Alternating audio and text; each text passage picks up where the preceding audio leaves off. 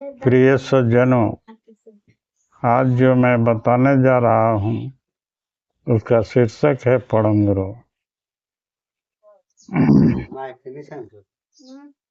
इसमें मैं बताऊंगा कि परम गुरु क्या है और किस प्रकार वह जीव प्राणियों में जीवात्मा है और फिर वही इस प्रकृति के ऊपर होने पर वह परम हो जाता है या आत्मा हो जाता है। इसी के संबंध में मैं इस वीडियो में बताऊंगा। कृपया ध्यान पूर्वक इसे सुनेंगे।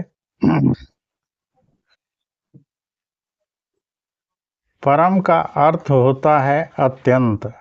परम का अर्थ होता है सबसे उच्चतम बिंदु। परम का अर्थ होता है अत्यंत और परम का अर्थ होता है सबसे श्रेष्ठ। यह परम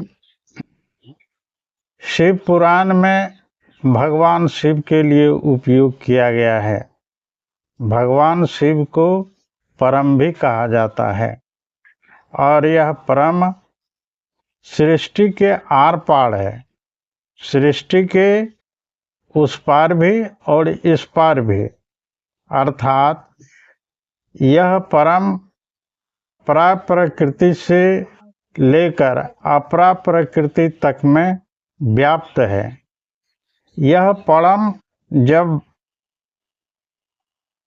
अपरा प्रकृति के उच्चतम शिखर पर इसका मिलन होता है तो यह परम गुरु है। और ज्यों-ज्यों यह नीचे आता है निम्न तत्वों में, त्यों-त्यों इसका निर्गुण से सगुण रूप हो जाता है। तो पहले यह चित्त में आता है। चित्त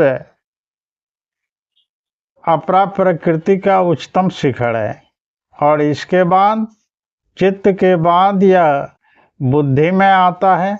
बुद्धि के बाद यह मन में आता है। मन के बाद यह आकाश में आता है और आकाश के बाद अग्नि में और अग्नि के बाद वायु में, वायु के बाद जल में और जल के बाद यह थल में आता है। तो मानव शरीर में जो यह विभिन्न प्रकार के 7 चक्र हैं, इन चक्रों को संचालित करने वाली यही शक्ति है और यही उस परम का जो भाग इस अपरा प्रकृति में फंस गया है वही जीवात्मा है। और जब यह यौगिक क्रियाओं द्वारा या प्रभु भक्ति करके या अपरा प्रकृति के पार कर जाता है तब यह आत्मस्वरूप को प्राप्त करता है। अन्यथा जैसे यह प्रकृति में प्रवेश करता है वह प्रकृति के गुणधर्म से वासित हो जाता है। जैसे पानी का रंग श्वेत है, परंतु जब लाल रंग के गिलास में जब इसको हम ढारते हैं तो इसका रंग लाल हो जाता है। काला रंग में इसको डालते हैं तो इसका रंग काला हो जाता है। हरा रंग में इसको डालते हैं तो हरा हो जाता है। इसी प्रकार यह जो परम अर्थात आत्मा का जो भाग इस प्रकृति में प्रवेश करता है वह प्रकृति के रंग का हो जाता है। इसका गुणधर्म प्रकृति के रंग का हो जाता है। यह जब तक अब शुद्ध नहीं होता है तब तक यह मुक्त नहीं होता है। जैसे एक गिलास पानी है जिसका रंग लाल है, यदि इसको शुद्ध जल हमको प्राप्त करना हो तो इसके लिए हमको उसको उबालना पड़ेगा। वाष्प बन करके जब यह पानी पुनः जम करके अपने शुद्ध रूप में आएगा तभी यह शुद्ध हो सकता है। अन्यथा इसको शुद्ध होने का कोई उपाय नहीं है। इसको छान करके भी हम शुद्ध नहीं कर सकते हैं। इसको एक ही विधि है, श्रवण विधि, उबाल करके हम शुद्ध कर सकते हैं।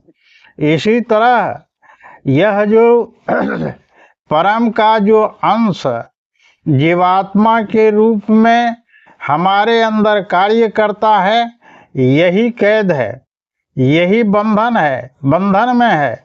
और इसका बंधन यह 8 प्रकार की अपरा प्रकृति है। अपरा प्रकृति से पार होने के बाद ही यह अपने आत्म स्वरूप को प्राप्त करता है। और जब यह आत्म स्वरूप को उच्चतम बिंदु पर, अपरा प्रकृति के उच्चतम बिंदु चित्त में जाकर के जब यह आत्मा से मिलता है, तब यह परमात्मा हो जाता है। क्योंकि परम जोड़ आत्मा बराबर परमात्मा। जब यह परम आनंद से मिलता है तो यह परमानंद हो जाता है। जब यह परम सबसे मिलता है तब यह शिव हो जाता है। अन्यथा शिव भी सबके समान रहता है। शिव में हर्षिकार जो है यही जीवात्मा का परम का प्रतीक है। जब तक यह जीवात्मा शिव से नहीं सबसे नहीं मिलता है, तब तक यह शिव नहीं होता है, तब तक शिव सब बना रहता है। जब यह हर्षिकार अर्थात जीवात्मा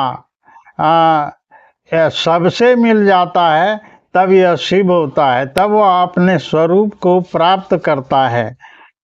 और